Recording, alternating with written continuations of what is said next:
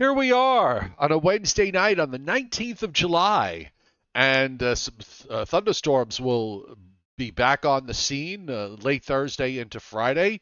We still have excessive heat in the southwest. We still have excessive heat from Texas to parts of Alabama and even in South Florida. Some heat advisories there. Otherwise, most places seeing typical July weather. We've got patches of severe storms going on. And Calvin is no more, passed south of Hawaii and fell apart. And that's a good thing. And we're a good thing too. The Joe and Joe Weather Show, brought to you by Omni True Value Hardware at 1226 North Wellwood Avenue in West Babylon, New York. Load up the truck with topsoil, sand, and mulch. Hey, come wintertime, you'll need salt. And of course, with hurricane season soon to go into full swing, it might be a good time to evaluate your situation and make sure you have everything you need just in case. 631-756-1125, and nowhere can you find better prices. The website is OmniTrueValue.com. And Tempest by Weatherflow, the revolutionary Tempest weather system. Get one. I got one. And join the fastest growing observing weather network on the planet. The link is pinned to the top of the chat board. It's also on the descriptor to this video. And use the coupon code Joe and Joe Weather Show. And if you do, you'll get 10 big percent. And believe me, to get anything at 10% discount these days is a pretty good deal. So take advantage of it. Yes. So Joe is back in his man cave over there. Yeah, it took about 3 hours, but Renata, my daughter Maria, and I just came together and put everything together piece by piece. It's not fully together yet. There's still, you can see behind me on my roll top desk, which usually is, filled with all kinds of stuff. So it'll still take another day or two, but I really wanted to get back in here to be able to do Joe and Joe tonight from, as you say, my man cave, Joe. Yes, it is your man cave. Paul Roman was an early super chat hit, Joe. Thank you very much, Paul. Yes. Thank you so much. Thank if you. I sound a little tired tonight, Joe, it's because what a 24 hours. So Ron and I have been monitoring our son and daughter-in-law, which, believe it or not, we left them at JFK Airport. Please don't tell me that they're still there. They were up until about an hour and a half ago. Oh, my God. That's horrible. They've been there for the better part of 2 days. They've been there for about 34 and a half hours. And they still haven't left yet? They did. They're finally in the air. One of the stupid things that the stupid airline, I will not mention them, but I will, Hawaiian Airlines. And I said this to Renata last night as we were going to bed. I said, you know something? I just thought of something. She said, what? He said, well, their flight was supposed to leave at 10 o'clock in the morning. Now, tomorrow morning, or in this case, Wednesday morning, there's another flight that's supposed to leave at 10 o'clock in the morning. So what happens if their flight remains in limbo and we get to 10 a.m. Wednesday morning? What's going to happen? And you know what happened, Joe? There was a near riot at Gate 4 of Terminal 4 of JFK Airport at Hawaiian Airlines Gate, because the people who were supposedly going to fly at 10 o'clock in the morning today suddenly found dozens and dozens and dozens of people already ahead of them, still waiting for their flight from the day before. And you would think that Hawaii Airlines would have said something to those people leaving today that, hey, we had a problem yesterday and your flight may not get off on time. And would you believe, Joe, even after waiting 24 hours, that the people who were due to go and fly today did fly ahead of my son and daughter-in-law yesterday? That's. Can you believe that? Well, flying these days is an absolute utter nightmare. Aside from being expensive, we have these routine, these problems that show up, be it weather or their, the computer systems that they use, whatever, or both.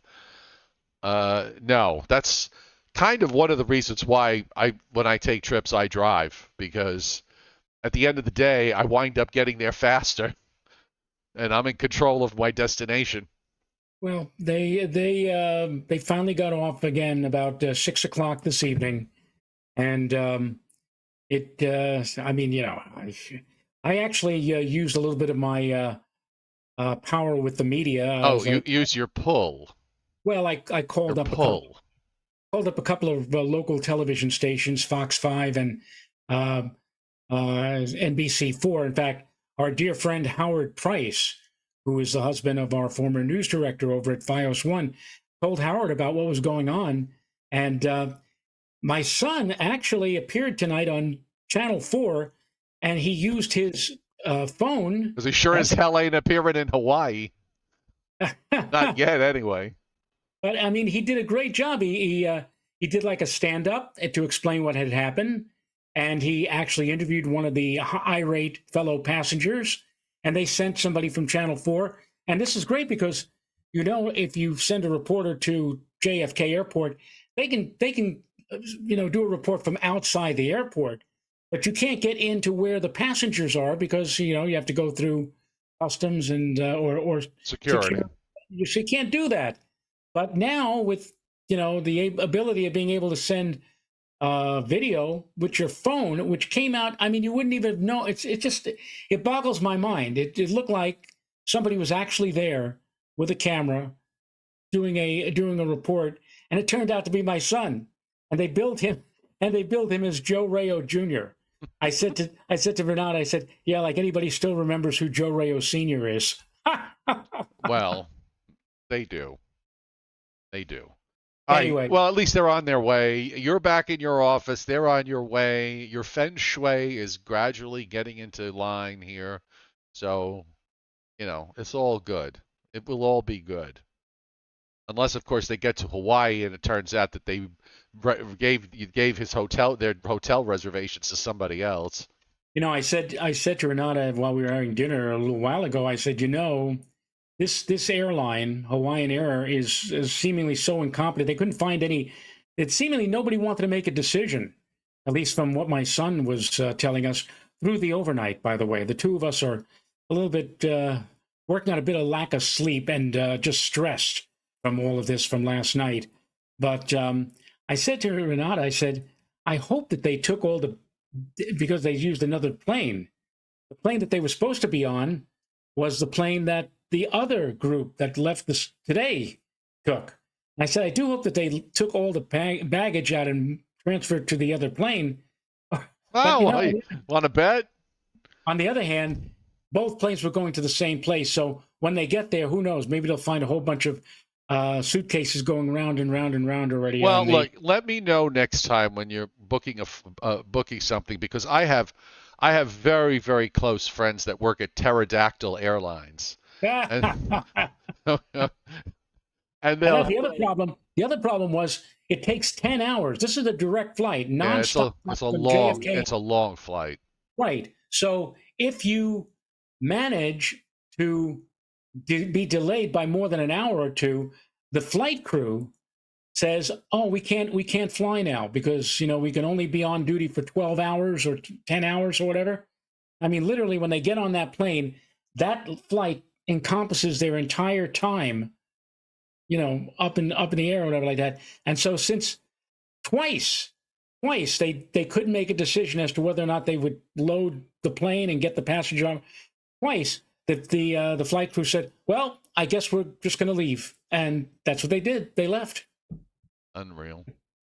All right, let's before we get you get more stressed out, because this is about unstressing. So everybody on the chat board, welcome tonight. Welcome to those of you lurking in the background on the Joe and Joe Weather Show. And we fly every night, Monday through Thursdays at 7:35, Sundays at 11 a.m. So make sure you subscribe to my YouTube channel, turn those notifications on, and you'll know when we're on, and you won't miss a show. So on that note, let's go to the land where cold fronts never pass anymore, or at least they come to a grinding halt. And we had another one, Joe. Here's the frontal boundary approaching the last couple of days, stalled out, and on the 21Z surface map, we were thinking today you'd get a little dew point relief, and the emphasis was on little because I mean the dew points south of that front should have dropped off, but the European model was correct in showing a little perturbation moving along it, and it kind of slowed the front down even more. Brought rain to central and South Jersey today, down into Delaware and Maryland. It sort of skimmed the South Shore of Long Island, but the lower dew points, at least at 5 o'clock, you have to go north of Poughkeepsie really to get to some dew points that are a little bit more reasonable. Right. But at least tonight, for the first time in a while, we don't have severe weather running around. We don't have flash flood risks to deal with, which is a good thing. It's always a good thing. And I am looking forward to the weekend because the weekend looks like we're going to have, cross your fingers, a more noticeable drop in the dew point temperatures and maybe a little bit more in terms of a more comfortable air mass. By the way, I'm shifting the map here to the southeast, okay? And there is such as it is, there's a weak high center in southwestern North Carolina, right on the Tennessee border, and not really that far from where I am in North Georgia. I did not get out of the 60s today, Joe, until about 5 o'clock this afternoon when it broke above 70. We were cloudy and rainy, all on and off rainy all day long, and it kept the temperatures from getting out of the 60s here. And I have to tell you, it was actually, in the times when the rain stopped, and I was able, which there were some stretches today where it really wasn't doing much of anything, so I was able to go outside. It felt good. It felt quite nice. Invigorating. Yes, and meanwhile, I'm a 2-hour drive from Atlanta, and if you go south of from Atlanta south, Atlanta was in the mid to upper 80s, and just south of Atlanta it was low and middle 90s with dew points in the low and middle 70s. So part of there was a little complex of storms a small complex of storms that came down from Kentucky and Tennessee. And that started to weaken as it moved into North Georgia. But it didn't get out of the way, and it kept me in clouds, and that was a good thing. So I'm happy. Meanwhile, our friends in the Southwest, just checking out, I see a 116. I don't know if that's Phoenix there, but it's a 116. I see a couple of 115s. I mean, it's just still another brutally hot day there in the Southwest, and you can see where the Weather Service has the excessive heat warnings up, and there's they have quite a spread from the interior part of Southern California, much of western and southern Arizona, southern Nevada, a couple of counties in New Mexico. North Central and Northeast Texas, northern Louisiana into Mississippi, all in this area of excessive heat. So that still continues. I imagine that today was day 20 for Phoenix, that they saw temperatures go above 110. In fact, we could check that out. Let's see what they're doing right now. It really is getting ridiculous now. It really is. I mean, you know that Phoenix and Tucson and places out in the Southwest are going to have these kind of days, but this is just incredibly silly heat. Phoenix is 117. 117, a dew point of 49, which translates to a relative humidity of 10%, which you get if you use the coupon code Joe and Joe Weather Show. And the heat index there is 112. So the heat index is actually 5 degrees lower or 5 units lower than what the actual air temperature is. And in all that heat, they actually have a sky condition of partly cloudy. So I suppose that helps. Oh, and should we check Furnace, California? Why not? Let's just see what's going on. Can I take a guess? Let's go see what's going on in Death Valley. I'll take a guess. I'll say 119. Oh, you know what? Very close, Joe. 118. Oh, with a dew point of 53. and they have a relative humidity of 12%. So their heat index is only 2 degrees lower than the temperature at 116. So, Wow. yuck. I mean, yeah, I can't even, I don't even relate to that at all.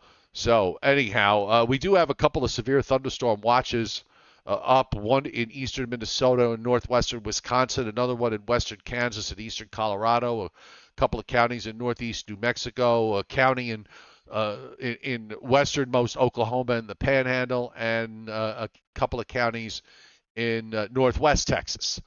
So that's where we have thunderstorm issues tonight. And as we check the satellite loop, not a whole lot of lightning strikes at the moment. We've got a few off the Virginia coast, and the Northeast is looking good at the moment. Not a whole lot in the way of cloud cover.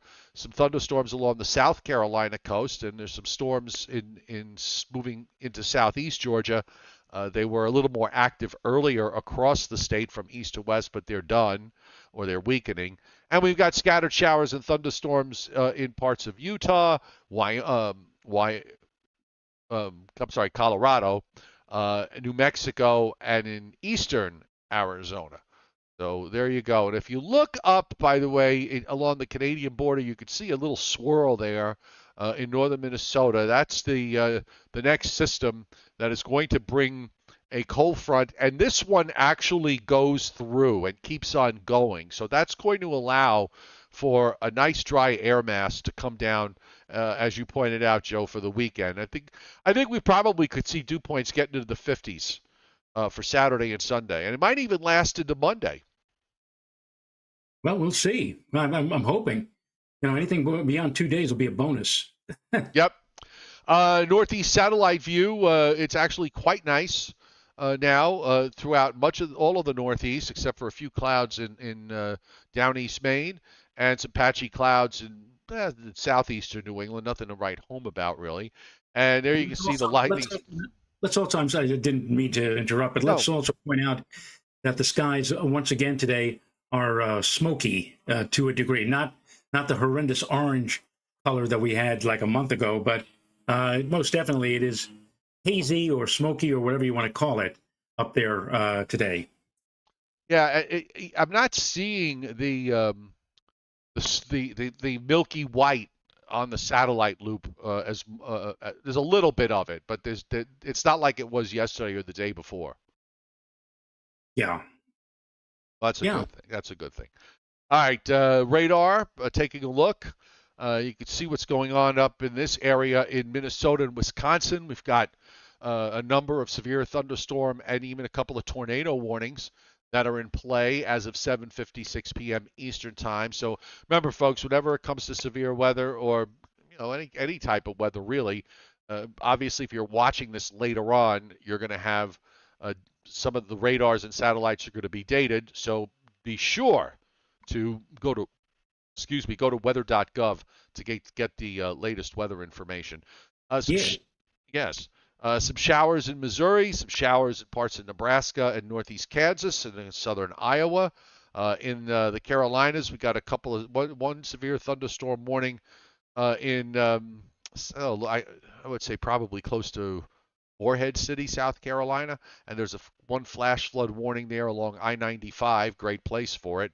And you can see there's one severe thunderstorm warning with what's left of that complex moving southeastward in southern Georgia. And then we've got this stuff that's in Utah and Nevada and in Colorado down into New Mexico. We also have a few severe thunderstorm warnings that are in play. The Storm Prediction Center.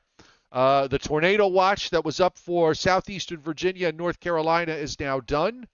So the risk areas there in the east are pretty much finished.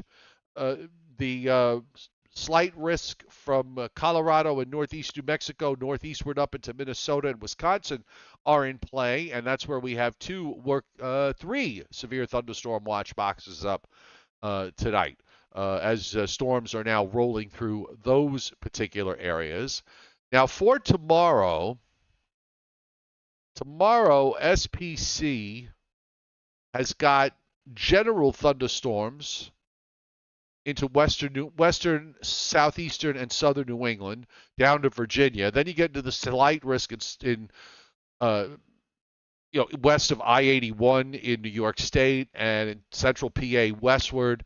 There's an area of slight risk in the Ohio Valley extending up into eastern Michigan. There's an area of slight risk in North and South Carolina. There's a slight to enhanced risk indicated from Oklahoma and northwest Texas northwestward into Colorado. And that comes with both those areas have 2% tornado risk. Now, probably because of the timing, Joe, uh, it looks like to me there's probably going to be some stuff that's going to come through tomorrow night, and then maybe some stuff on Friday.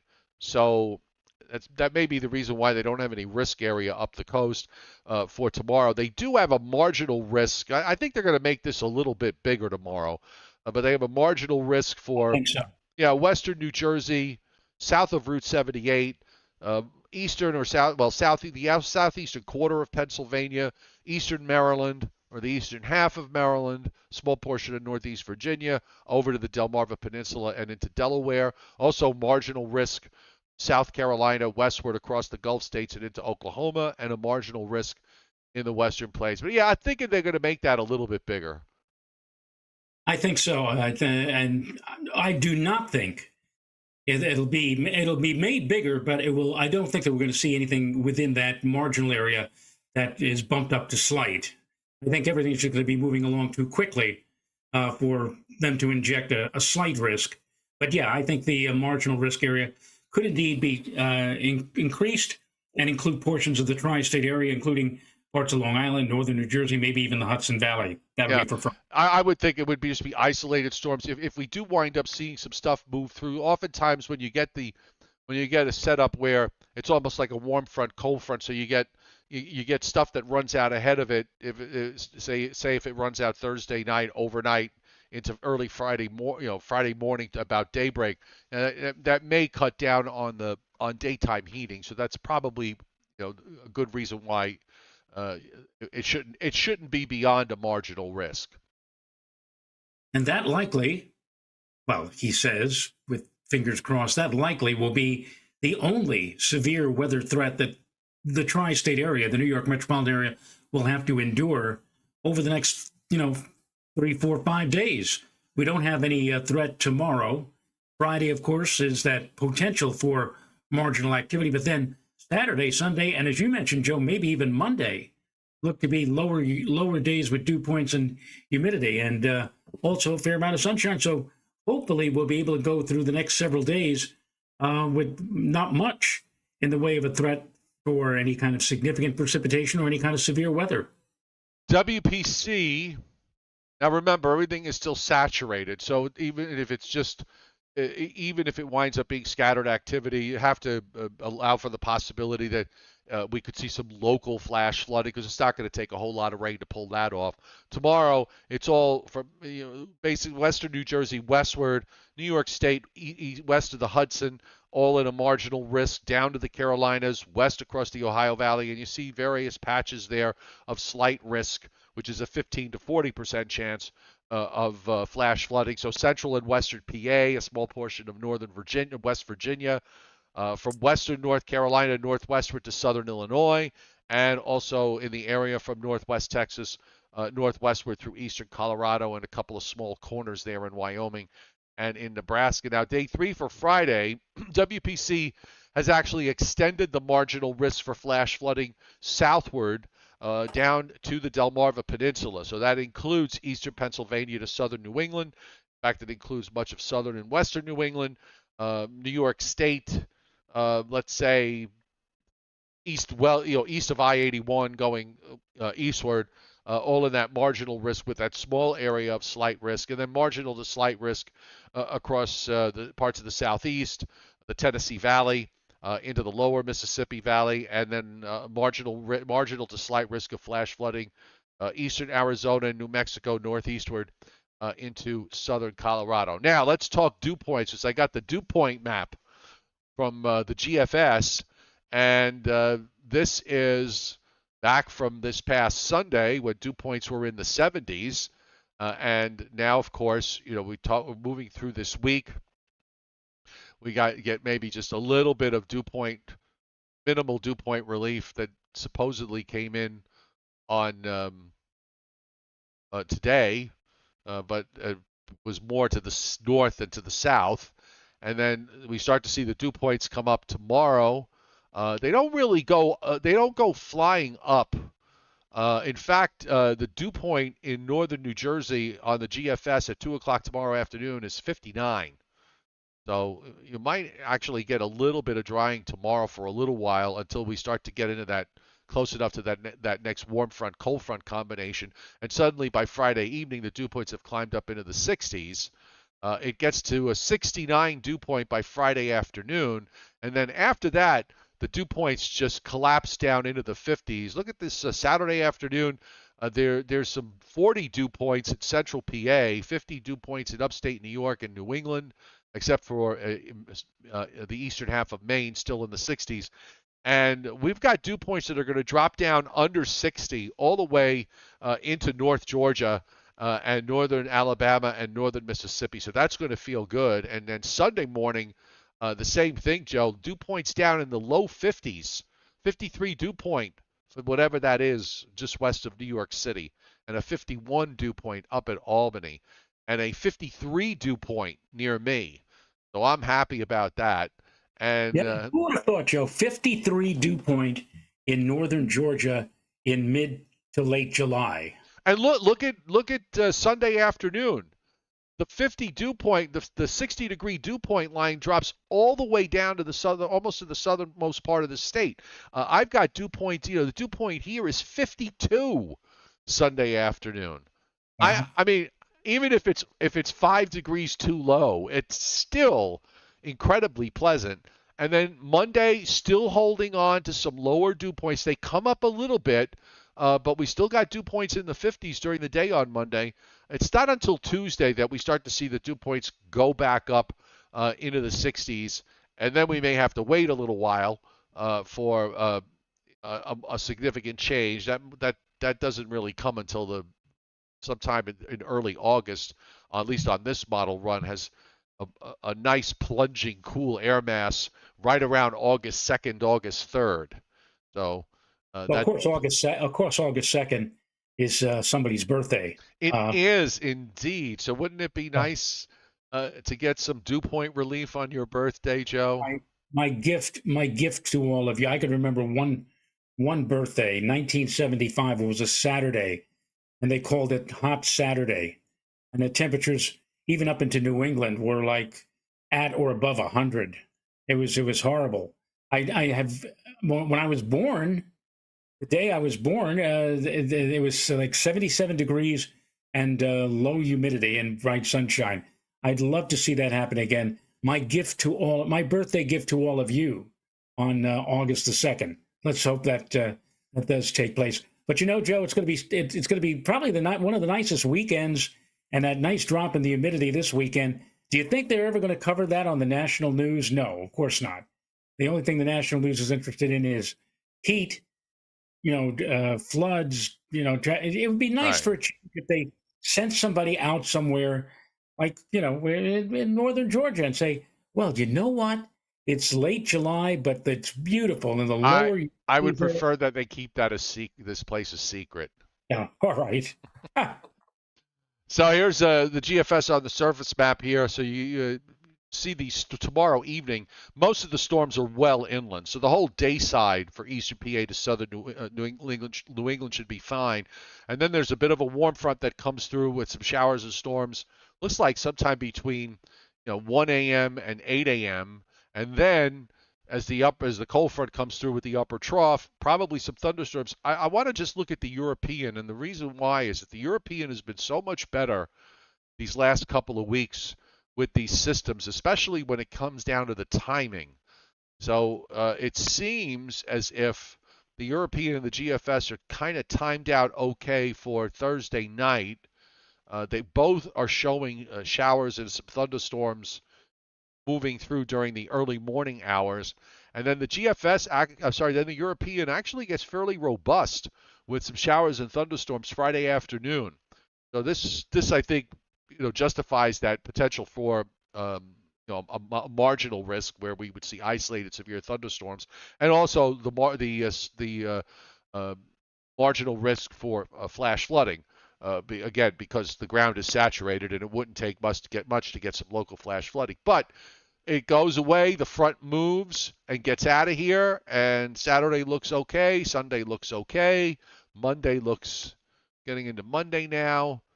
Monday, some storms start to come back in Pennsylvania and in upstate New York. So I guess maybe the Europeans a little bit faster in trying to bring dew points back up. But um, sometimes the model likes to rush the moisture back, and the drier air tends to hold on a bit longer. So let's be optimistic and lean optimistic that Monday may turn out to still be a pretty decent day with decent dew points. And then down the road, there's some kind of front on Tuesday with some showers and storms, and then not much after that. So maybe the active pattern is relaxing a little bit. I would applaud that. In fact, I just did. And you are. Yeah. I'm just going to get a quick look at the upper air. This was since it rained here all day, all I did was clean the house, which it needed. I mean, look at this trough. I mean, look on Saturday. This is Saturday evening, Joe. Look how far south the westerlies go. Below normal heights everywhere in the eastern half of the United States. I mean, that is a cool, that is, well, it may not necessarily be a cool flow. Temperatures might just be close to normal, which is low to mid 80s, but it definitely will be dry.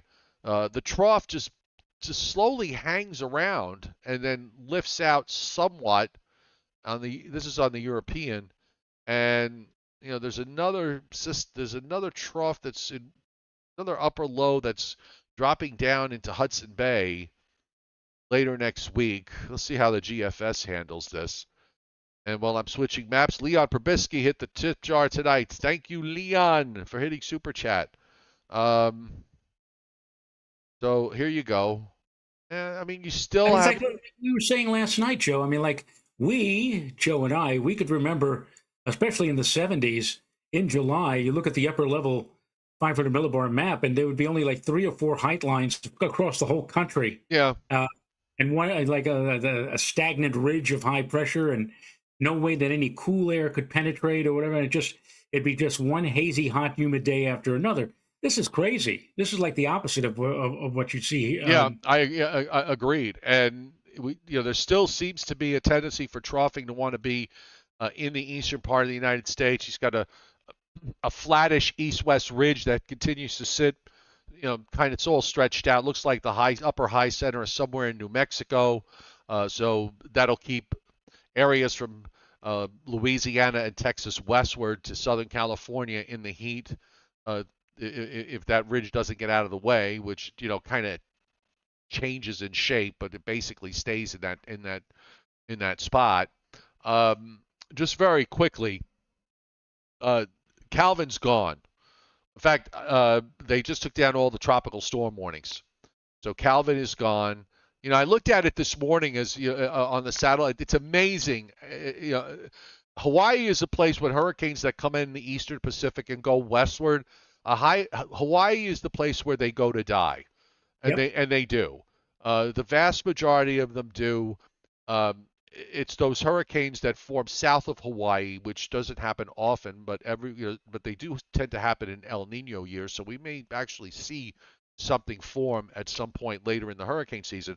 It's when they come up from the south or even the southwest of Hawaii that they'll form and they'll move northeastward. Those are the ones that can cause them big problems, but they don't happen very often. It's actually fairly rare.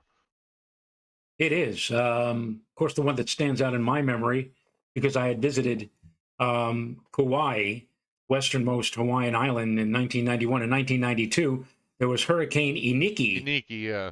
And Iniki was kind of like the Pacific version of Andrew, and rolled right over Hawaii and literally devastated that island. I mean, that was a potent storm. But again, you don't often see that.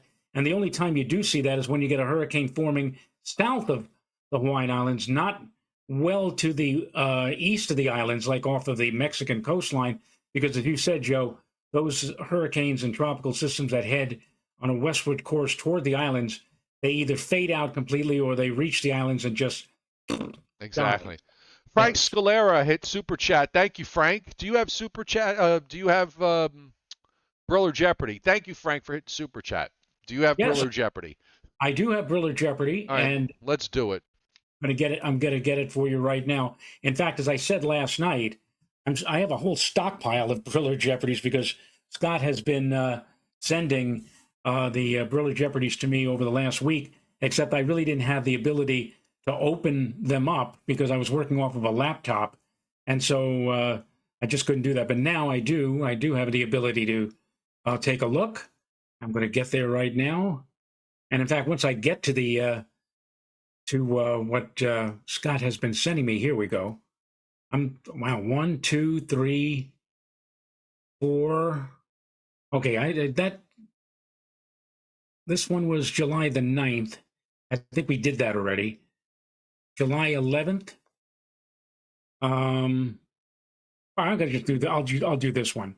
On this Briller Jeopardy, average low temperature in July. Average low temperature in the month of July. And the first city that we were looking for a low temperature is Jacksonville, Florida. Joe? I will say 73. No. Okay. So I say 73. Alan Rupas is 74, and so does Chuck Cardillo. Christina Pedia says 75. Shrubby says 78. Maggie P 77. Well, Rich Russ Blansky, it's Shadow Rider 76. And so did Shadow Rider. Yes, 76 degrees. Okay. Now here comes Lost Wages, Nevada, Las Vegas. Las Vegas. Oh, God. I'm not good with those Southwest. I'll say 81. Woo. Close? Yeah. Close. Okay. Well, Christina Pedia said 80. Well, somewhere in between then is... Shrubby says 88. Alan Rupa says 82. And Alan is correct. 82 degrees. 82. 82 for Vegas. Yes. Matthew Howe says 82 also. No, so it's 82. And Patrick Darcy. Well, let's try a place that's maybe a little cooler, like Mary Tyler Moorland, Minneapolis. I'll say 61. That's a little too cool, Joe. Okay. Robert Hill says 62. Chuck Cardillo says 69. Maggie P said 65. Northern Grace at 64. Maggie P got it right on the nose. 65. Okay. Yes. All right. How about Corn Nashville? By the way, the Country Music Awards are on ABC tonight, 50th anniversary. I don't really need to give them a plug, but I saw the commercial so many times. It got me like, oof, another commercial for CMA now. So if you're a big country music fan, tune into ABC after the show is over. All right. So Nashville, I'll say 70, 74. Yeah, a little warm. Chuck Cardillo said 71. A little cool. William Uber says 73. Slightly too warm. So that leaves us with Cecilia Hernandez at 72. And she got it. Congratulations, Cecilia. And Christina Pedia at 72 also. You get a free... And by the way, I got Wordle on the second try today. So. Wow. Wow. Yes. Pretty good. Yeah. Both Cecilia and Christopedia for getting this correct. Was it Christopedia said 72 or 72? And yes, and Cecilia Hernandez. They get a free gift certificate from the Michael C. Fina Company. Okay. Yes. Last one from Joe Cioffi's old stomping grounds, New Orleans. I'll say 75. Just a wee bit cool. So, okay, a wee bit cool for 75. So, John Melander says 76, and so does Getting Frank Scalera. And Shrubby says 76, and yes, Cassia got it. that's 77 WABC degrees. Yes. All right, I think we can call it a night. These are slow times, Ridgemont High. Yes, but I'm so happy I'm back in my little man cave. Good, good.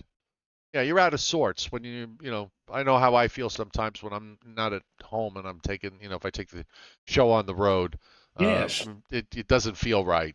It feels different.